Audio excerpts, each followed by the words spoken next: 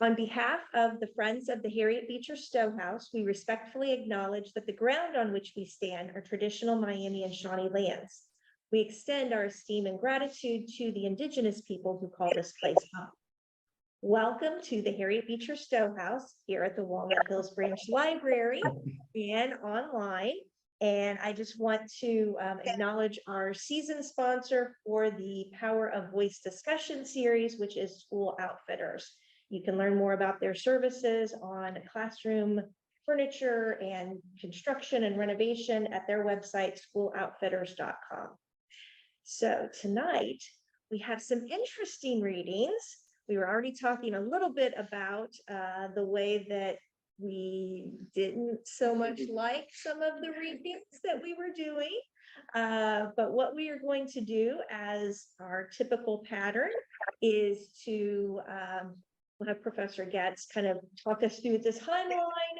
We'll be able to talk more about the readings itself, and he's got some discussion questions for us, which include the readings, but also tying things into today.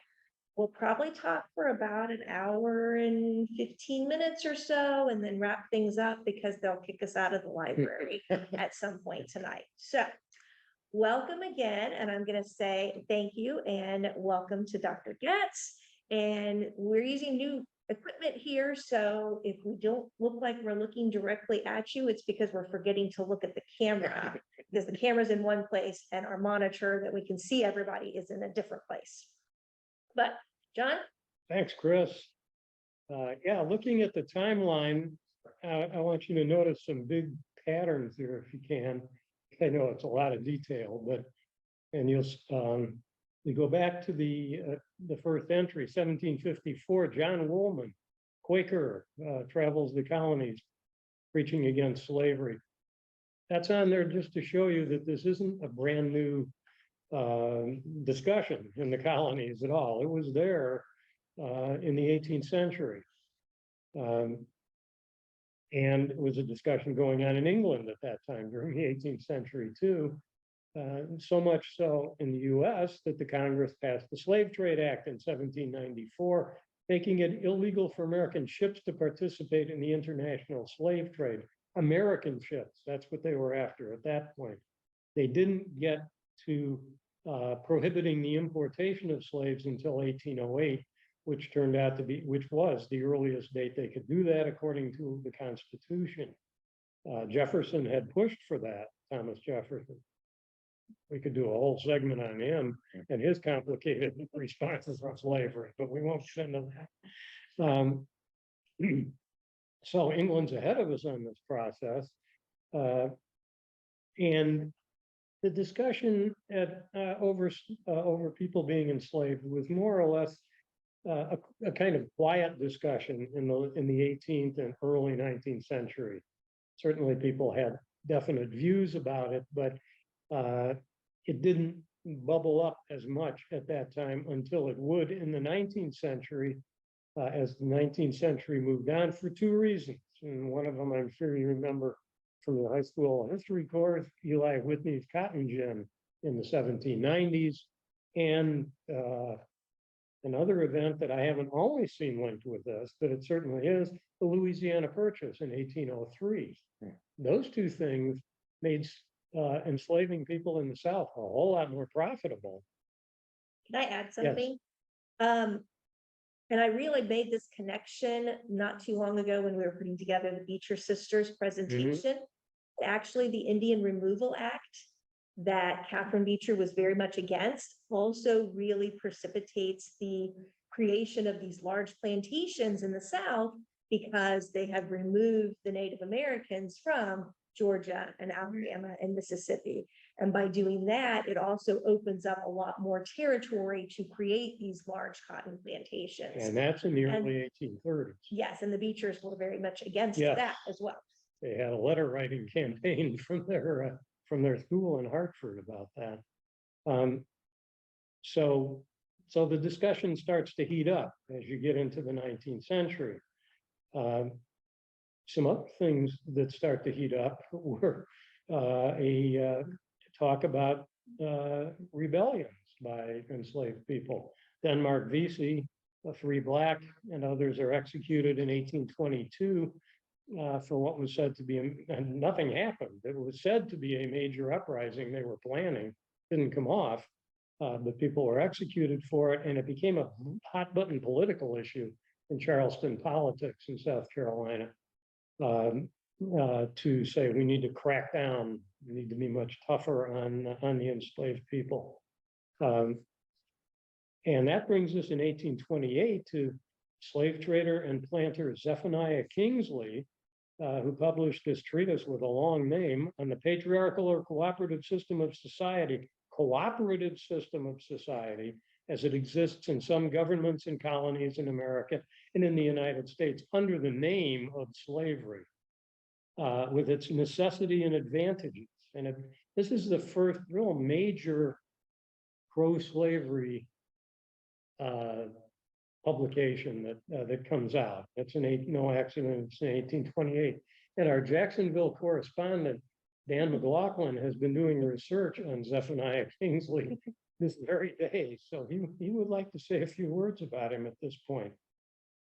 Dan? Unmute yourself.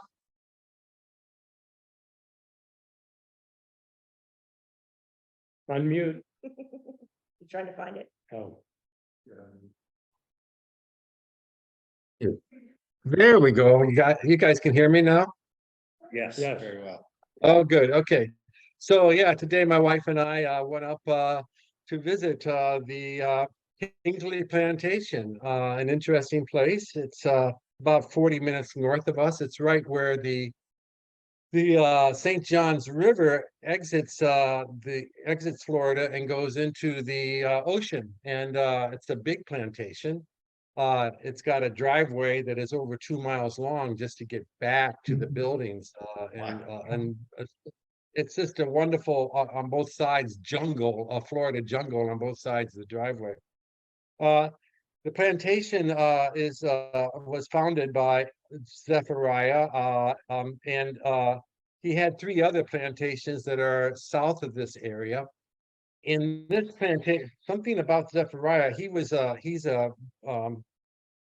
born a Quaker, but as already was stated earlier, in about the mid 1700s in the United States, Woolman gave a passionate plea that Quakers could not be called themselves Quakers if they had slaves.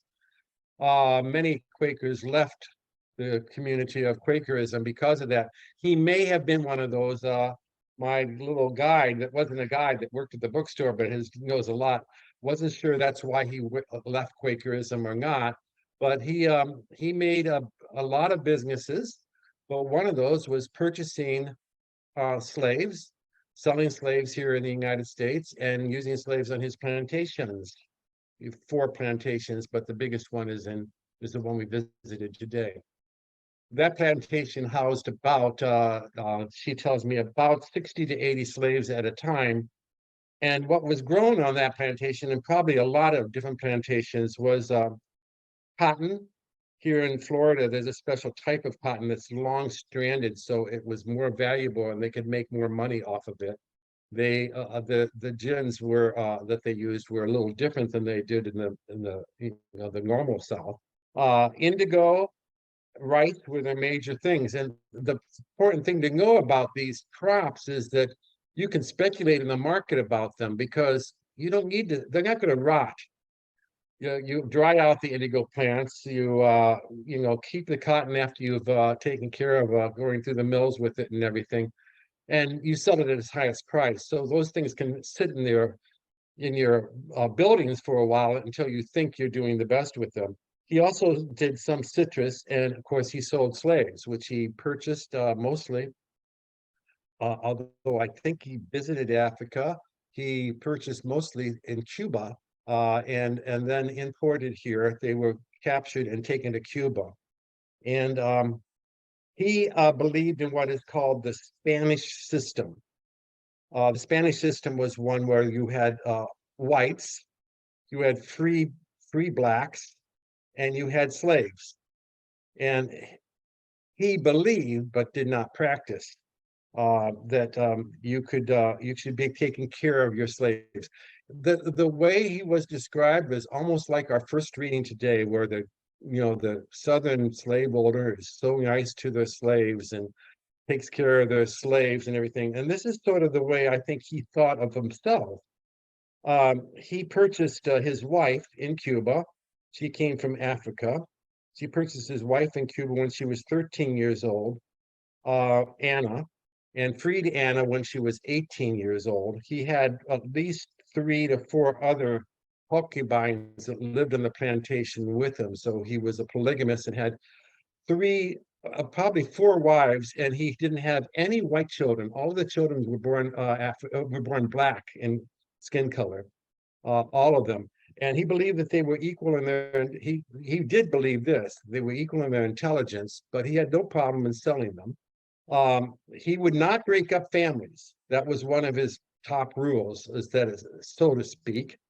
But although it says on Wikipedia that he allowed his slaves to work and purchase themselves from him from only 50% of their price, that occurred, according to our person Amanda I talked to, with only one person. Bill Carpenter was his name, and he wasn't even allowed to purchase and buy his whole family.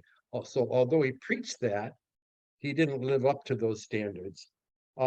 He died when he was what? He married when he was 40 and she was only 13 in an African style wedding.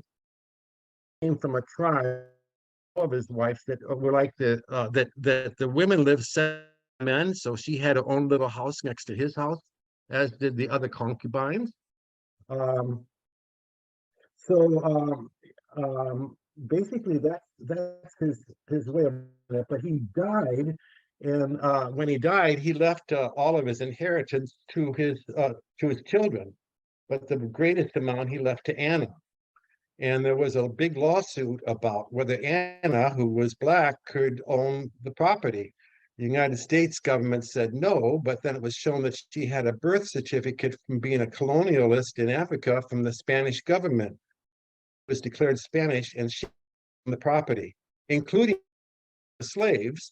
And she continued on with the slave trade, not buying anymore, but trading all those that she did own for the whole time at Kinsley Plantation. So that's sort of what I gathered today. He's very much like that first reading that we have, where the person claims that those that own slaves are better than those that don't, because they just take care of them so well. Thanks, Dan. That's very important. Yeah. Yes, and it brings out a lot of the contradictions that the institution inevitably creates. So that's 1828 when he publishes that. And this is a shift in the pro-slavery rhetoric at this time that we begin to see in the late 20s and on, leading up to John C. Calhoun in 1837, defending slavery as a positive good. Slavery is not just a necessary evil as it might have been seen earlier. Something that's kind of going to go away. Let's not worry about it. Let's not make waves about it. Now it has to be defended as a positive good because it is so profitable, and the South is so hooked on the economic advantages of it. And that means that people went to great lengths to defend it, including our readings. But something that I particularly found interesting when I discovered it in 1851, this is the time Fitzhugh was starting to write too, in the 1850s. American physician Samuel A. Cartwright coins the term drapetomania to describe what he considers the mental illness of an enslaved person who desires to be free.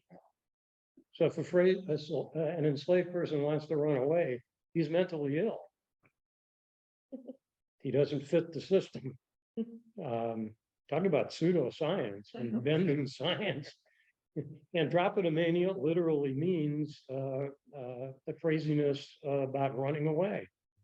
So he coins that term, and then he comes up with another one, the asthenia Ethiopia, to describe what he saw as a lack of work ethic among the enslaved.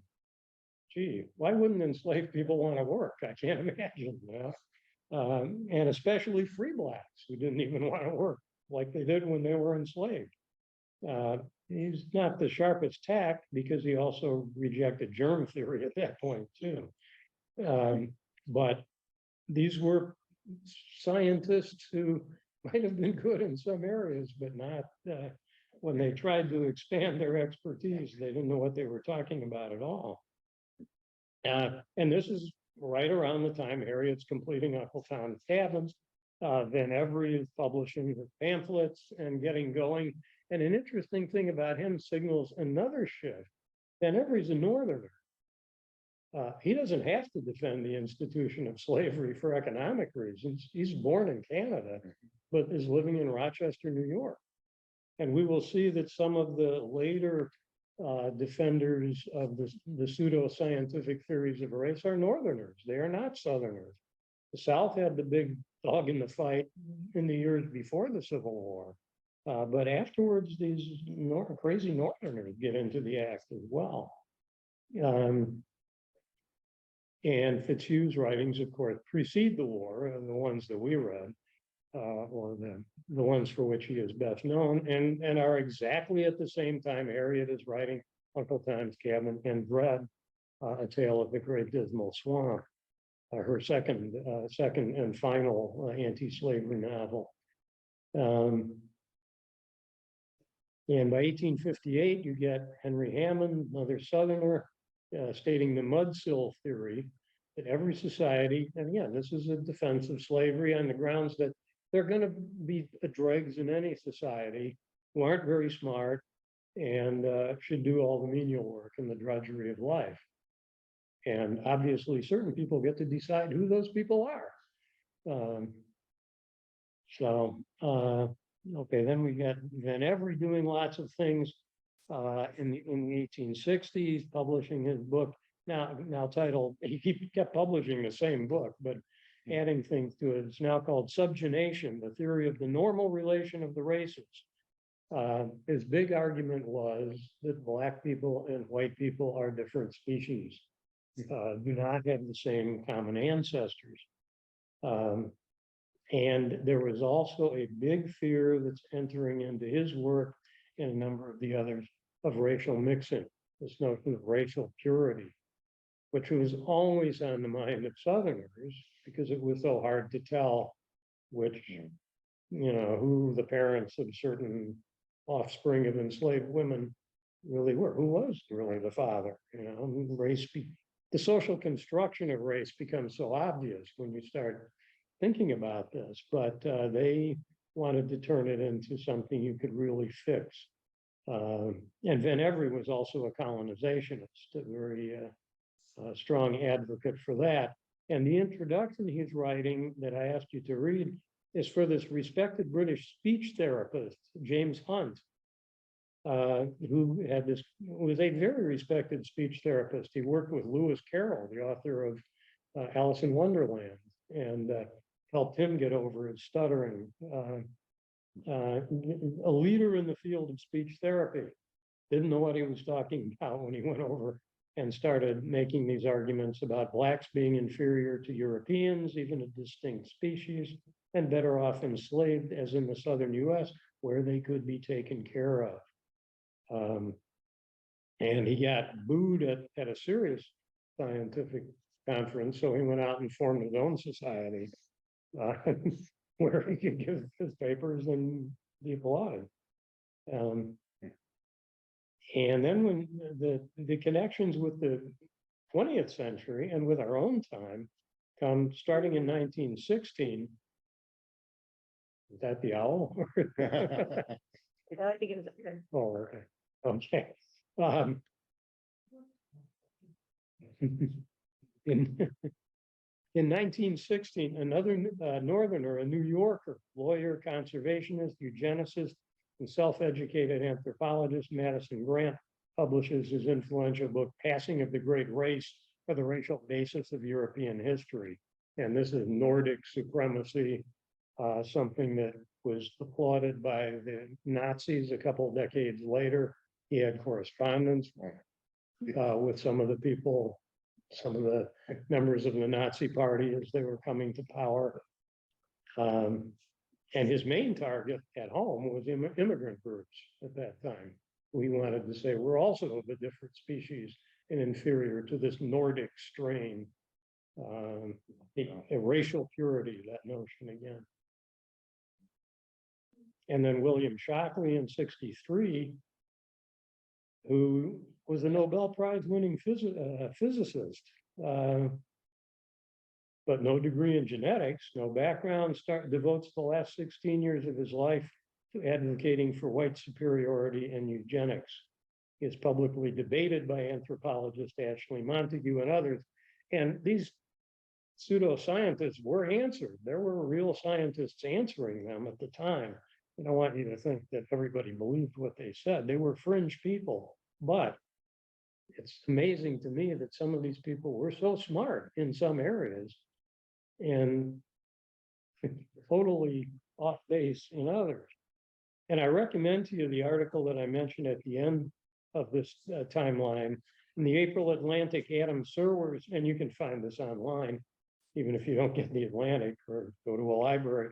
Adam Serwer's essay, White Nationalism's Deep American Roots, shows the connection among the passing of the Great Race, Madison Grant's book, Nazism, and current white genocide conspiracy theory. There is a direct line there that he is able to draw quite convincingly, I think. Okay. Well, let's go over to the questions and start hearing some of the things that you had to say. And my first question was, if you had lived in the North or the South in the mid-19th century and hadn't thought much about the issue of slavery, and yes, I would argue there were people in that situation, just as there are people today who don't care about politics or don't choose to think about stuff very much. What in these crazy pro-slavery arguments might have been convincing to you or appealing to you? Anybody find anything that might explain why some people believe them?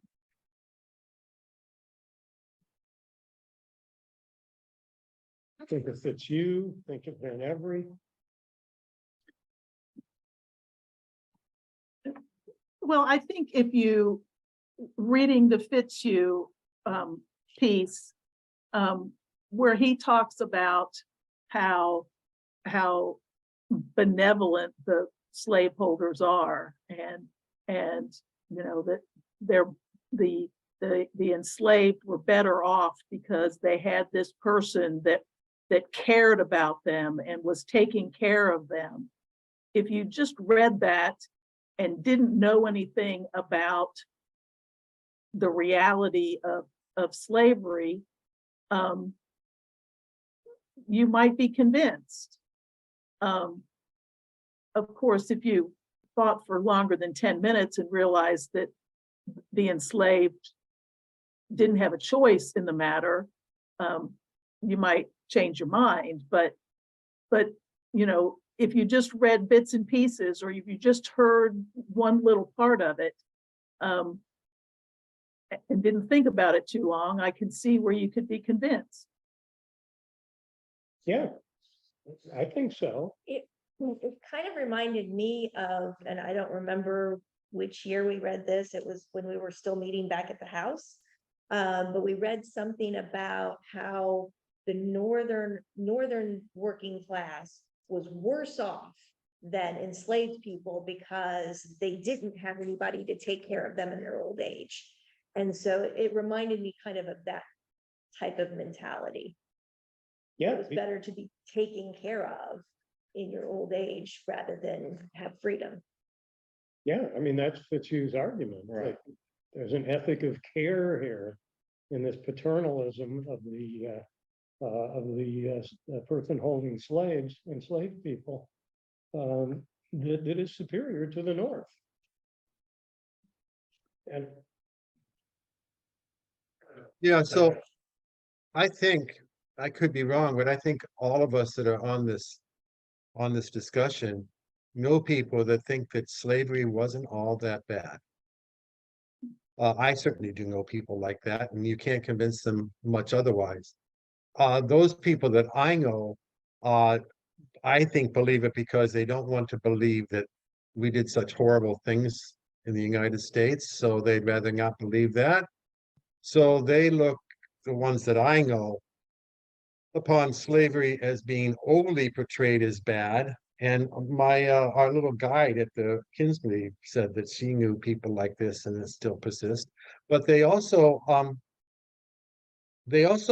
confuse slavery with indenturism.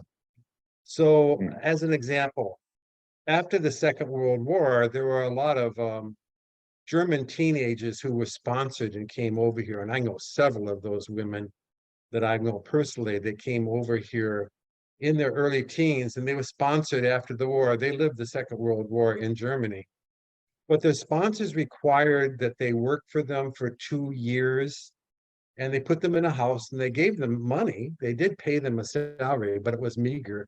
But they put them up, and at the end of 2 years, you can move out and go wherever you like. But for the first couple of years, you're living here with us and you're doing this job. And that's not slavery, that is indenturism. But people confuse the two, I believe, and think that that's, well, okay, that happened here. Why is it so bad? So that's my feeling of the people I know personally that don't think slavery was that bad. And indentured servitude was very common in the colonies, certainly, and still going, I would think, in the early 19th century. Somebody else wanted to talk. If you look at indentured servitude in the colonies, the difference there, though, is that they chose to come and they signed a contract. So it wasn't, it's totally different from slavery where there was no contract, they didn't choose to come, and they don't ever have the ability to get out of it.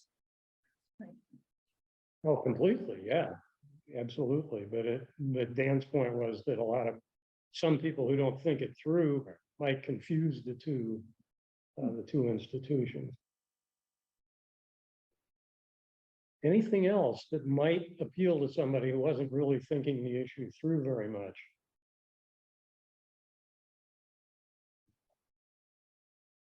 I thought there was an interesting note in the Fitzhugh piece that Southern farm is the ideal communism. Mhm. So I don't know how many that argument never struck me.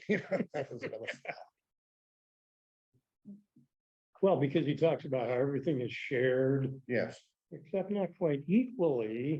well, I think he says that he goes on to say that slaves consume more than the master gets, which I think that's in there And somewhere. they can marry whenever they want to. Yeah, they can just, and even if the plantation were to fail, they just go on and be a slave somewhere else. Yeah, there's all job security.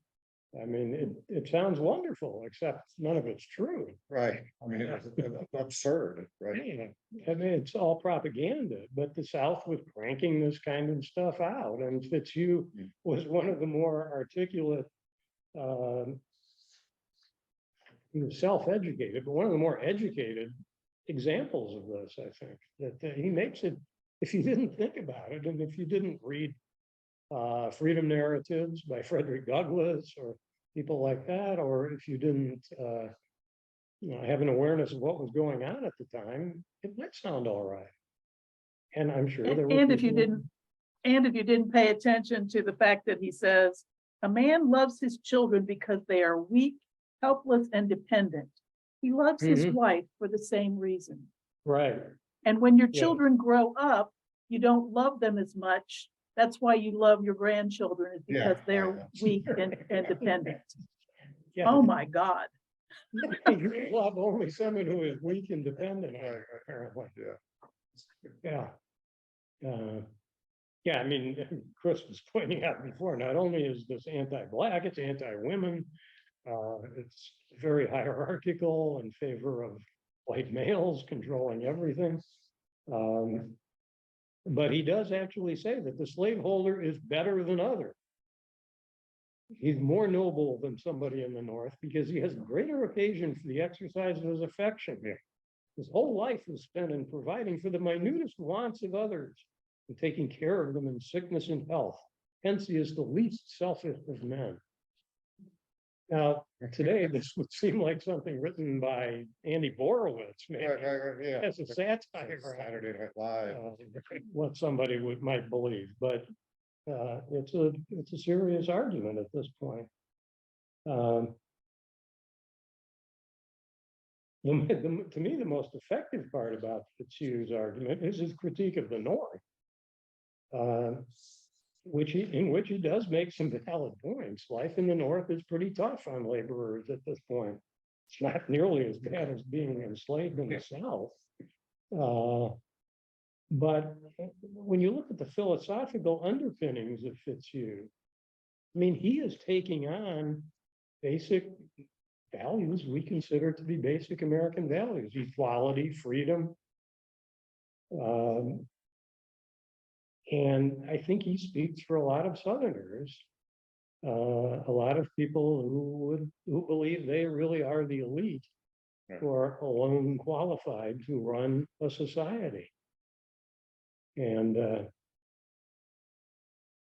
that kind of thinking is not dead. It's still around. If anybody reads Heather Cox Richardson, very often that's one of her themes, that there is this elite emerging of people who think that they can go to any means to maintain control because they're the only ones qualified to run the society. It's a Hobbesian view. Thomas Hobbes, the 17th century British philosopher, who said in the state of nature, life would be nasty, brutish, and short. So we need a tyrannical government to keep control, a monarchy or an elite. I mean, there's this philosophical underpinning to this, but it's pretty shocking when you start teasing it out because he's attacking Benjamin Franklin, self-promotion, the rags to riches story, working your way up. No, you don't work your way up. This is the order that's fixed. You are where you are is where you belong and where you stay. And the American dream, as we understand it, would be false because you don't rise. You stay where you are. If you're part of that mudsill, if you're not one of the lucky ones. And he speaks fondly of feudalism in parts of France, the rural France that still survives too. And a solution for why don't women get equal pay for equal work? He does complain about that being true in the North. Well, in the South, they don't get any pay. They're taken care of by the supposedly. So, okay. Van Every, I think, is a different story though, because he's got this. Whereas Fitzhugh is more philosophical, Van Every's more pseudoscientific. And he has the belief that he just states things as facts and opposes the abolition conspiracy. So if you believe in conspiracy theories, you might believe with Van Every, there's all these abolitionists conspiring out there. He also uses the term monstrous a couple of times, which is a scare tactic. And I ran across an article that talked about how some of the pro-slavery arguments use the term monster and as a way of trying to connect with Mary Shelley's Frankenstein and the creature there. That that if we do away with slavery, the result will be monstrous. It will be an outrage on reason and the nature of things. So again, I think he's a guy that if you didn't think things through, he just asserts stuff. At least Fitzhugh goes through some pretense of a logical argument. Van Every just asserts things that he calls facts. What was the Okay. reading? I'm not familiar with what was the reading? that you're referring to?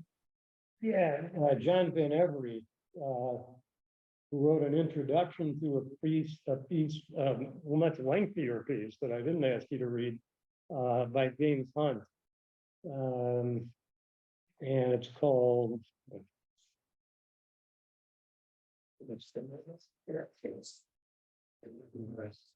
Yeah, that's it. It's the introductory to James Hunt's long paper on the place of the Negro in society.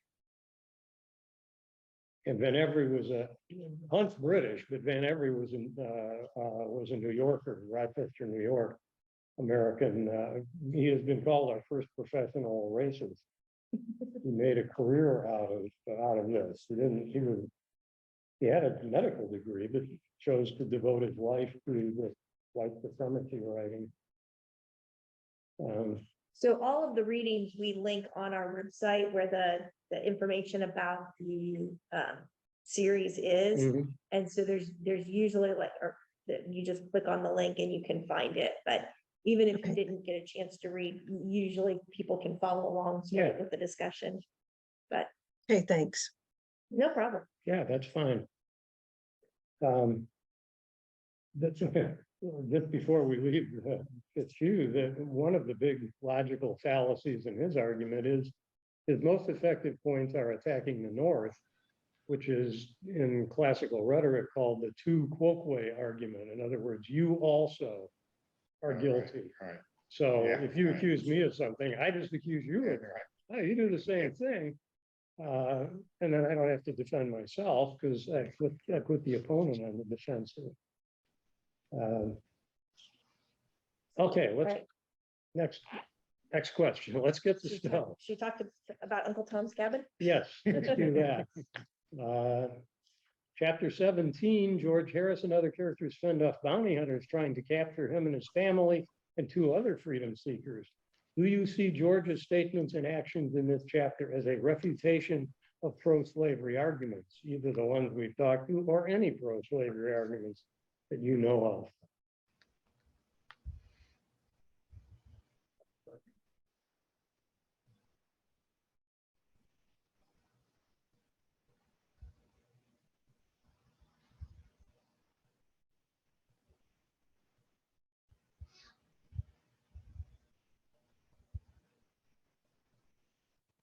What is there about George that stands as a refutation of the pro-slavery arguments that Stowe was hearing?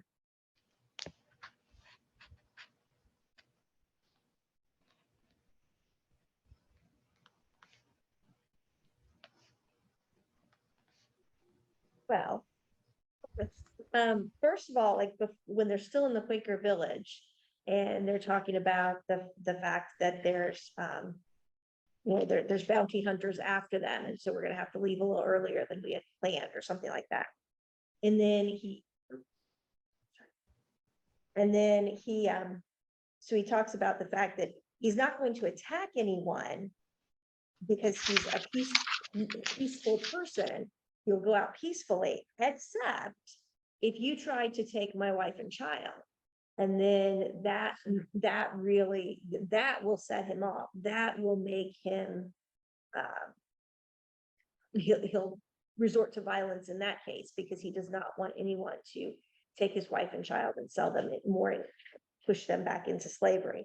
So it's a matter of, he sees himself as having agency, and he's not going to be the enslaved person anymore.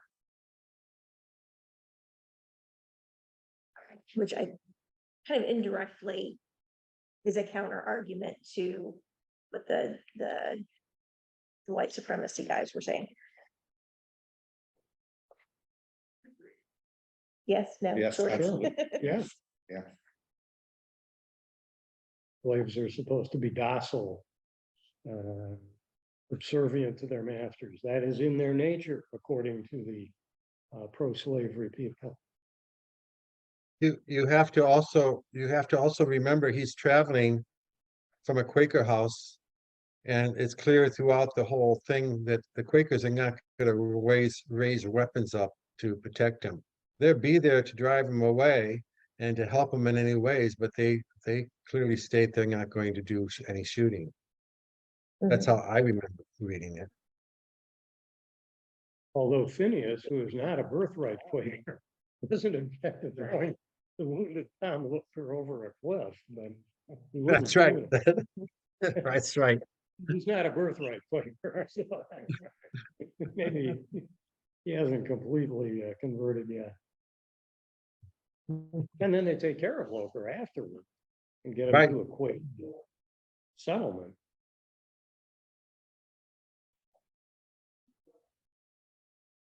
Other ways that this refutes the argument.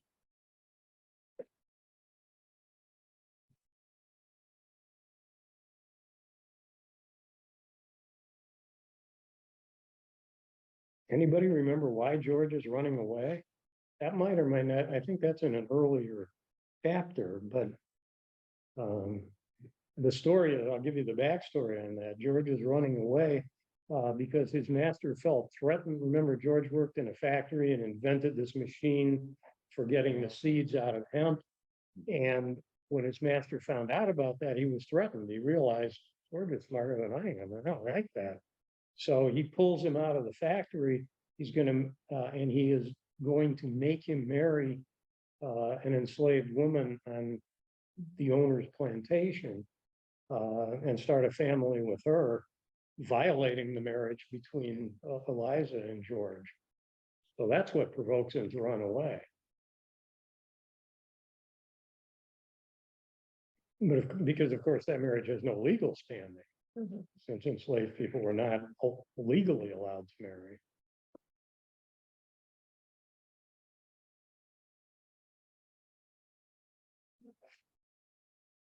There is this thing that George has, and in fact, all of our points here is that George says, I've often wondered to see men, particularly he's wondering how it would feel to actually be able to support your wife and child, and to say that they were, this is my wife, this is my child. And that was something that, you know, an enslaved person could not really say because they were the master's wife and child. I think he goes on.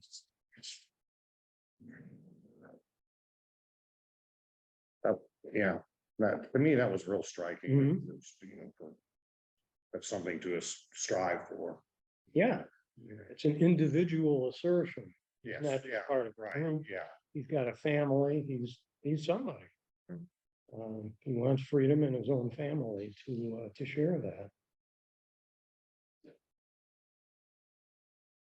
And think of Fitzhugh, who said, nor is there war between master and slave. Well, there is in this case. And there were lots of enslaved people who rebel. Yeah, there was war between them, certainly between Nat Turner and the white people, you know. Slaves are always dependent, said Fitzhugh, never rivals of their masters.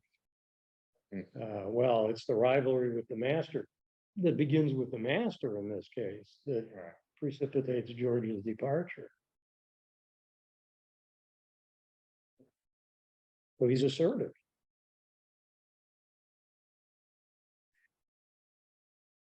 Anybody remember anything else from this sequence? That speech that George makes when he's up on the mountain yelling at these guys who are pursuing him. I think that's when he says, I think I know Yeah. what you're gonna do with my wife and child. Yeah. And no. He says, we don't own your laws. We don't own your country. We stand here as free under God's sky as you are. And by the grace of God, we'll fight for our liberty till we die. What does that sound like? We'll fight for our liberty till we die. Patrick Henry, sure. Right. We're echoing the American Revolution here, Yes. which is the American Revolution and the Constitution is what these pro-slavery folks were not happy about. All that freedom and equality, Yeah. hold these truths to be self-evident. Yeah. Well, we don't hold those truths to be self-evident, they said. And Loker, as he leads the group up, says, no danger, these people are too plaguey scared. And a nice stereotype there of, black people, they won't stand up to us. White guys coming after them, well, they do, and George stood out in fair sight on the top of the rock as he made his Declaration of Independence. Underline. Yeah, right. The glow of dawn gave a flush to his swarthy cheek, and bitter indignation and despair gave fire to his dark eye. And as if appealing from man to the justice of God, he raised his hand to heaven as he spoke. Pretty dramatic. Yeah. And even these bounty hunters are, except for the one of them, are taken aback by this. They're not expecting this out of it.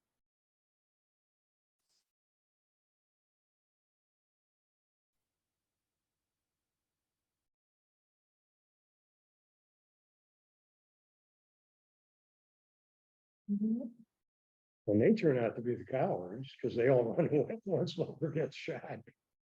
And they don't even stick around to help him. That's true. So who really puts the guy down?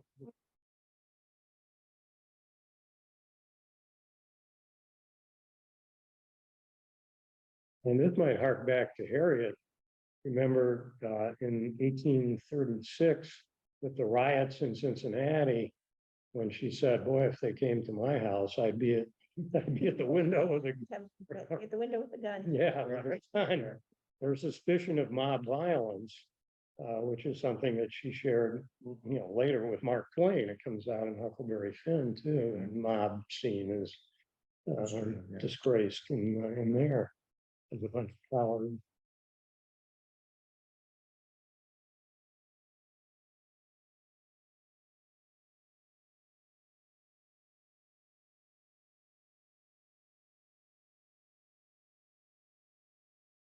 Anything else? Anybody see anything else in there in that chapter? Of course, if Mark is running away, he says they're perfect devils. So they're the bad guys because they defended themselves. Harriet has an interesting comment about Hungarian patriots. Remember that? Yeah. It's kind of stuck in there. Yeah, well, this was written right after all of the Eastern European, Mhm. Central European uprisings of 1848. Yeah. So, we'll cheer on the Hungarians when they, get rid of their shackles, Right. but we're not gonna do Mhm. that for the American Yeah. people. So Yeah. that's the kind of the contrast there. Yeah, double standard. Yeah. Yeah. Cheer for the white people, but not for the black people.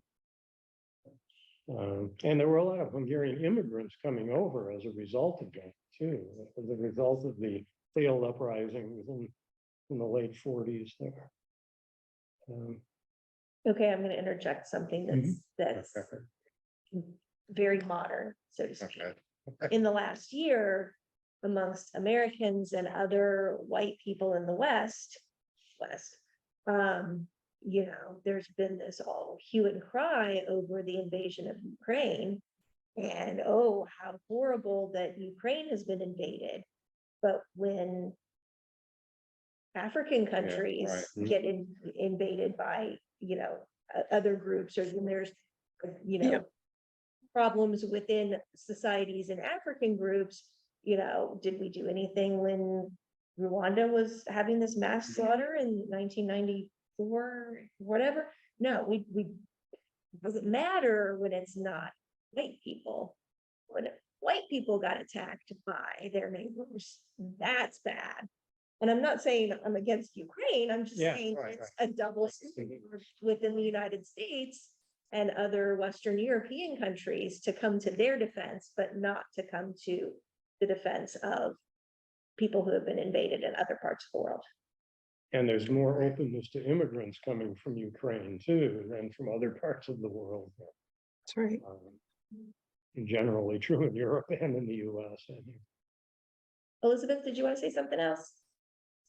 No, I was just gonna talk about the example he just did, where the mass migrations that had been happening with Syria and all that caused incredible populist backlash in Europe, whereas, boy, when it's millions of Ukrainians coming across into Poland, with these strongmen dictators that used to be known, that's fine. They took care of them. That was not threatening, to Europe at all. So there's a clear delineation between the Yeah. racial backgrounds in terms of immigration policies and panic and backlash. Yes. Right. Well, let's move on to chapter 43, Okay. George's letter explaining his reasons for moving with his family to Liberia. How do you see that letter refuting the pro-slavery arguments?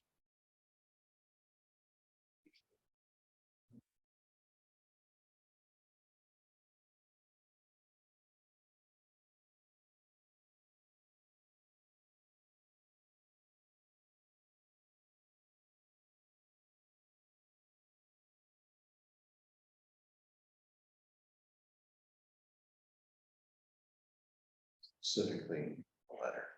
So it's been a minute since I read it.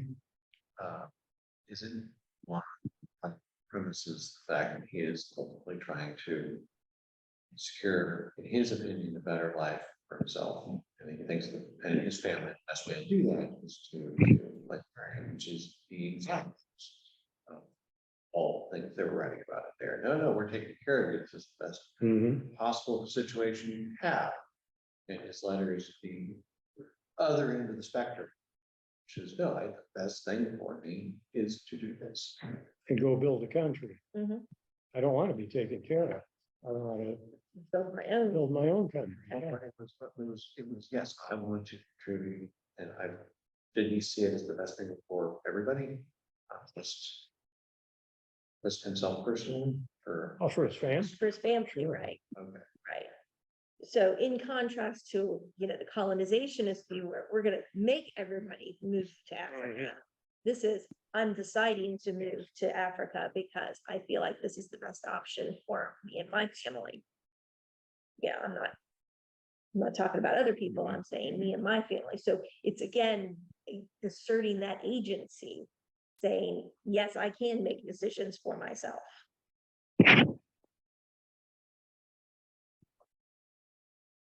Marty?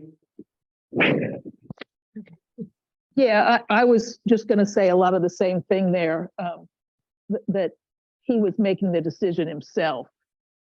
And it's interesting that a lot of people now read that part and hear Harriet saying that colonizationism is the right way to go. And when that's I don't read it that way. I don't read that she's saying that colonizationism is the right way. I read it that she's saying George is making the decision that it's the right thing for him and for his family. He even addresses the argument. George says, I grant that this Liberia may have subserved all sorts of purposes by being played off in the hands of our oppressors against us. He acknowledges that colonization has been used against his people. Doubtless the scheme may have been used in unjustifiable ways as a means of retarding our emancipation. So he grants one of the tactics of rhetoric is if there's an argument that could be made against you, you try to address it. He said, yeah, that's true, but I still have to do this. And he says, we do have a right to stay here. If I wanted to stay here, I have the right to do that. You will tell me our race have equal rights to mingle in the American Republic as the Irishman, German, Swede. Granted, they have. We ought to be free to meet and mingle, to rise by our individual worth. Fitzhugh denies that without any consideration of caste or color.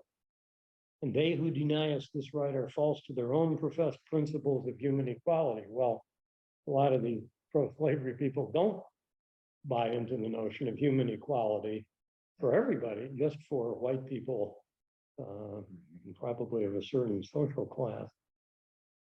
We ought in particular to be allowed here. We have more than the rights of common men. We have the claim of an injured race for reparation. That word.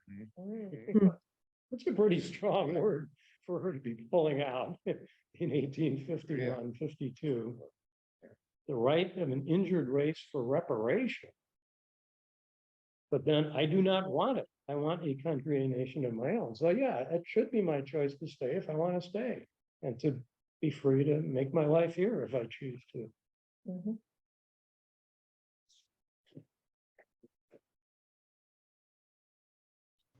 I found that part interesting, and I think I agree with Marty with the idea that I don't necessarily know that Harriet Beecher Stowe believes all of this stuff, what he's saying. I think, because he's talking about how they could go to Africa and then they might prove themselves to actually be superior. I think that's an interesting piece there. I don't know. I think what I see it as is like, okay, well, in America, this is the way things have been, and maybe Americans have tried to make it better, but it's not going to be, at least not anytime soon. And so let's go start in this place where we can make it what we want to make it from the beginning. And we can, the foundations will be the way we want it. But I don't know, that part about possible superiority, it seems odd to me. Because I don't know. I mean, it's just kind of like, aren't we arguing about like just trying to have everyone be equal? But maybe not. Like might not be what Harriet Beecher Stowe is wanting. But it just seems like an odd thing to include in there for his speech. But the character of George Harris is pretty cocky through. So I don't know that it's necessarily out of the realm of what he would say as the character. I mean, just going back to what John said about reminding us of why he left his enslaver, and then also thinking about the scene where he was in the tavern and disguising himself as a Spanish gentleman. And that it takes a little bit of cockiness to kind of pull that kind of thing off. So I think he really, did think that he, maybe not everybody, but he was kind of, pretty superior kind of guy. So it might not be out of his character to say that. Whereas, those aren't direct. There are times when Harriet Beecher Stowe talks directly to the audience. She's not talking directly to the audience here. She's talking through George.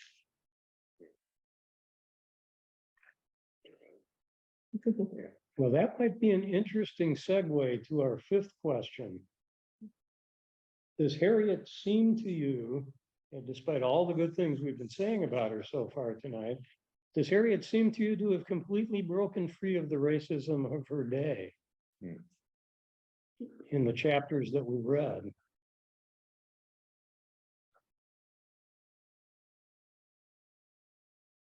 Or in anything else from Uncle Tom's Cabin that because I think it could be related to the point that Kara's making.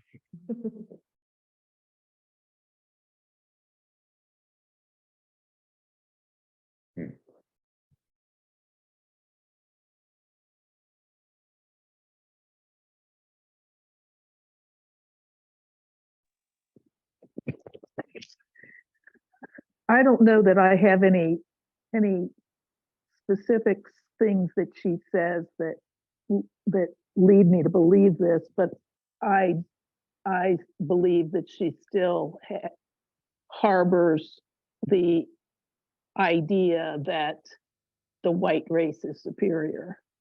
What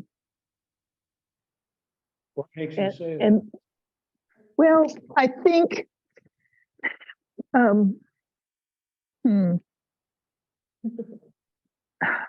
don't know that I have. I can't put my finger on it. But there's so much in the book overall where she comes across as paternalistic in some ways, where when she's talking about Tom and George probably not so much. Tom and Topsy is problematic for me.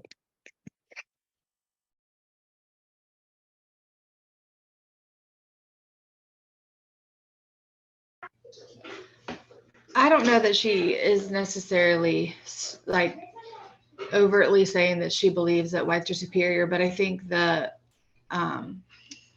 only other option, like I don't think many people believed in real equality. Like, you know, they believed that white and black people were still very different. Like they were still people. They weren't like different species, like it said in, I think it was Everys or who, yeah, Everys. But I think like she lives in the time where the idea of like true equality is not embraced by a lot of people. And she hasn't, even though she lived in Cincinnati for a while, I think she still would have talked in the way that she hears people talk. Like she would have talked in the way they talk. And so I think that some of that is just in the way that she was raised and the things she said. But I think she still believes more in that idea of maybe that we would never be able to live equally together. I don't know that she was a colonizationist. I think something I had read said she was, but maybe it was just because of what Harris is saying here.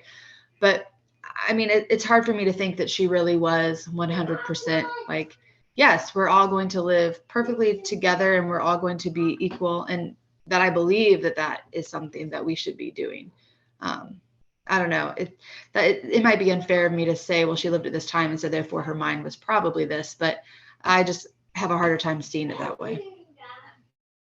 Well, I think there's reason for pursuing your point, because let me read you something from earlier in the book when she's describing George. George was by his father's side of white descent. Okay, father's white, that's skin is very light. His mother enslaved. From one of the proudest families in Kentucky, he had inherited a set of fine European features and a high indomitable spirit. From his mother, he had received only a slight mulatto tinge, amply compensated by its accompanying rich dark eye. There's that nagging feeling that a lot of readers have in this book that maybe George is the George we know and we've been talking about, the assertive, strong George, because of that white ancestry. And that maybe Stowe is thinking in those terms, that you know, you don't, I mean, Tom is the most, really, it's Stowe, he's Stowe's hero in the book, but he's not leaving, running away or shooting at people who are trying to catch him. That's George. Is that the indomitable white Nordic spirit that George has inherited? Maybe. The other thing I'd say in response to Kara's point, which I think is really worth thinking about, are, and I should have put it on the handout, but there's so much stuff on there anyway. Alexander Kinmont, lecturer, and the author of book 12 Lectures on the Natural History of Man. He lectured in Cincinnati in 1837-38, before he died. And his 12 lectures on the natural history of man were published in Cincinnati in 1839.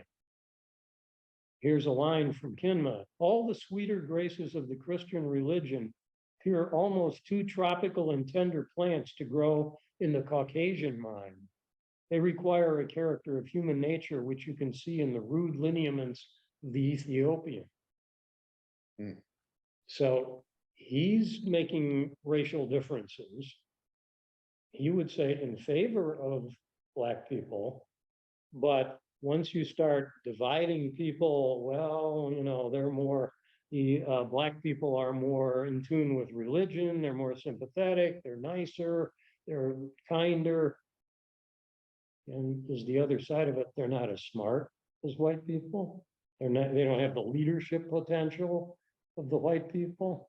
I think that's a danger with any kind of racial essentialism like this, where You're saying these races are fundamentally different. And Kinmont means to be, doing a nice thing. I mean, he's trying to boost Black people. And I think Harriet is too.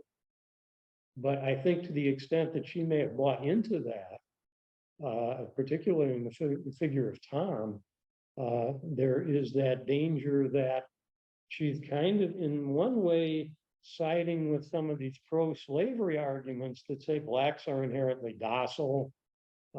They need to be not taken care. Well, she wouldn't say that, but they need to be, they're kinder, gentler. They won't rebel. They won't make waves. They're just a generous, wonderful, kind people, which would be a nice thing to say about anybody when you're basing it on race.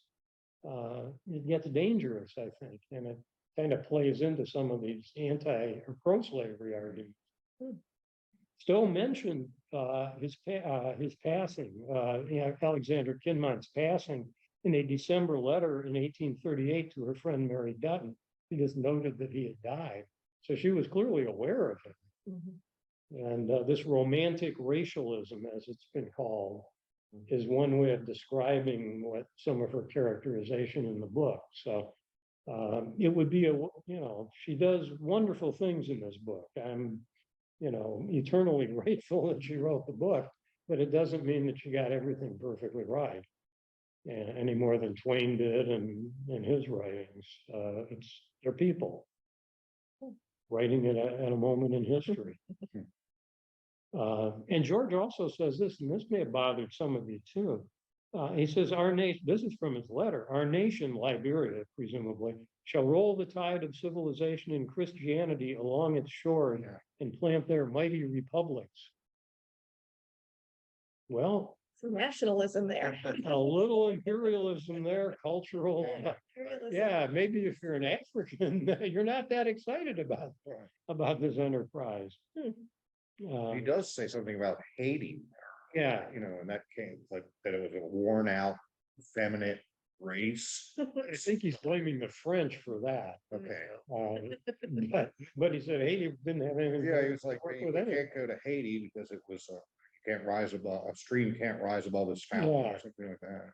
Yeah, it's a pretty nasty reference to Haiti and not wanting to go there. So that idea about the African race has peculiarities, yet to be unfolded in the light of civilization and Christianity, which if not the same with those of the Anglo-Saxon may prove to be morally of a higher type. So we might be morally better, but maybe they're, he says, to the Anglo-Saxon race has been entrusted the destinies of the world during its pioneer period of struggle and conflict. That mission, its stern and flexible, energetic elements were well adapted. But as a Christian, I look for another era to arise, universal peace and brotherhood. So essentialism that can be used against Blacks to argue that they're by nature kinder and more subservient and should stay in their place in a way. I mean, it could be turned against them, I think. We still have a few minutes. All right. You want to talk about the last? Yeah, let's talk together about the last one, because I'm sure you have some opinions about that, all of you. From Reconstruction to today, white supremacist arguments, especially pseudoscientific ones, continue to find adherents. Why? Who believes this stuff? And how should we counter those arguments?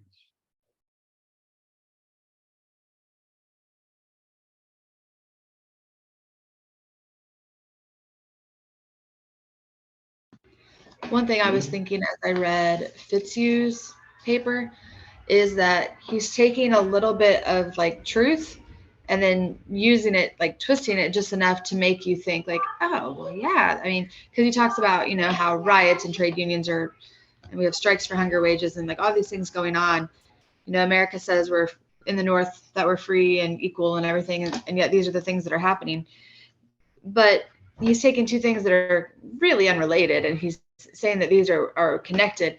And so I think that's the same thing today, is that people take a little bit of the truth and they make a connection with something else that that isn't really a connection. And so, but it's like, oh, but well, that is true. And so therefore, because that piece is true, that everything else they're saying is true. Agreed. Yes. Yeah.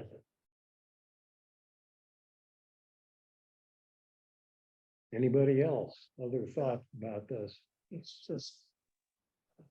You have to consider either the author of the piece or the people listening that buy into it, because invariably in both cases, the people that subscribe to what we're referring to as pseudoscience are either comfortable with the status quo or fear they have something to lose with the evolution that they are trying to defend against. My clunky word choice, but I mean, at the end of the day, you know, the people that buy into these alternative theories want things to remain the same, you know, fundamentally see themselves potentially losing out. And so why wouldn't you defend your position if you only have something to lose? And that's truly what you feel. And you know, that's just, I mean, isn't that normal? We're back to Darwin's survival, this kind of thing. If you're really gonna, you know, tear it apart, I mean, it's just you want to make sure that you survive amongst all else. If you think you've got to survive and be better than everyone else, then that's what you're gonna try. It's the is it called zero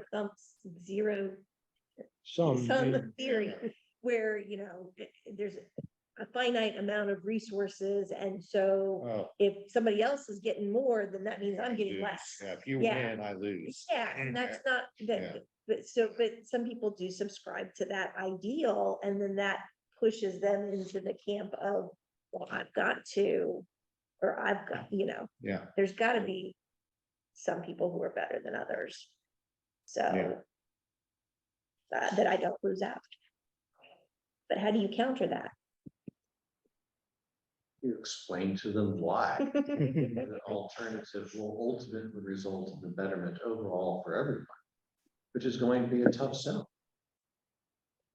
Well, and what about, isn't there also the idea that those that are struggling for one reason or another and feel like they're at the bottom of the pecking order always have to find some other group that's going to be lower than them, and so that's why I think there's a number of people who are struggling financially and are, you know, we talk about, we think, well, why would they vote for this that is against their own interest? And many times that's what it is. It makes them feel good to be able to say, well, this group is less than I am, you know, whether it's immigrants or you know, Latinos or Blacks or whatever. We all look for somebody to look down upon, kind of thing. Mhm. And I believe it depends on how you want to pick those scapegoats. So speaking from a position of a person who's a scientist and has been involved with science for a long time, there's been a tremendous rise in anti-intellectualism and anti-science over the past, it's probably been going on longer than 10 years. I mean, who could continue to believe that there's no such thing as global warming happening? Who can continue to do that? Well, people do. And why? Because they don't like being told by people who are more educated than they are by numbers, grades, degrees, that they're wrong. So that's why it's going to perpetuate, is because it's an intellectualism, and they can just say, no, I don't like you. I don't want to believe in it. That's it. I don't know the solution. I'll be very truthful. I don't know. You know, but that's what I think is happening.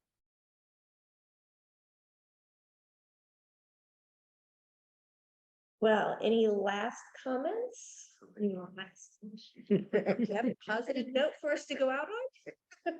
Well, I'd say that the only chance we have to counter these arguments is education. And that's why the important battles are being fought in school boards and other local politics, I think, state legislatures. The interference with education, the attempt to get diversity out of education. I think maybe those are the important battle for us to be fighting at this point, to try to keep minds open for younger people, give them a chance to experience diverse perspectives, diverse readings.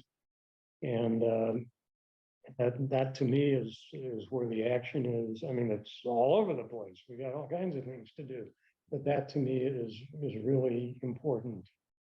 That kind of local, statewide and local action. And I was on a call last week for a group, and somebody who was a lobbyist was speaking and saying, you should call your state representatives, your state senator, your state representative. Nobody ever calls them. It's true.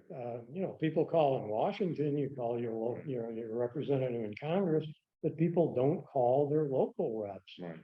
And even if you think, well, this person will never pay any attention to what I say, at least they know somebody out there is watching them and listening to them. And that struck me as a small thing to do, but if enough people do it, they have to listen and they have to talk about these things.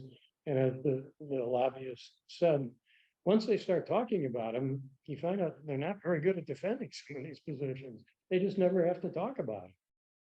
So that's something people can do on a very local level. All right. If I could say, I send letters to my state representatives 2 to 3 times a week, That's okay? good. And I do get replies from them. I'll accept Rubio, give me, I don't agree with you replies. Rubio has this magical way of writing in a circle that makes it sound like he agrees with everything that everybody says. I feel I gotta keep doing it, and I do it, but I also feel it doesn't get me anywhere, but I'm going to keep doing it, but what the heck? Yes, thank you. That's a good thing. Yeah. All right. Well, we're going to go ahead and wrap up for the evening. Thank you all for coming. We have thank you in the chat, but thank you all for coming today. We appreciate your willingness to chat and discuss and think about these important issues. And yeah, we need to put together some educational how to talk to your state senator. How to use your power of voice. How to use your power of voice. Okay. All right. For more information on all of our different sessions and all of our different events going on, please check out our website. I'll say the next big event is a lecture that we're hosting on Sunday, the 16th, and that is Health by Design, and how the writings of Catherine and Harriet and their how to set up your household was also a way to, keep people more healthy. So that is with Elizabeth Yuko, and it will take place on that Sunday at First Unitarian and also online. So check out our website to get your tickets or a link for that. And next month, we'll be back to talk about 4 short stories by Native American women. All right, sounds good. Thank you everyone for coming, and we'll see you soon. Thank you all. Thank you so very much. Thank you very, very much.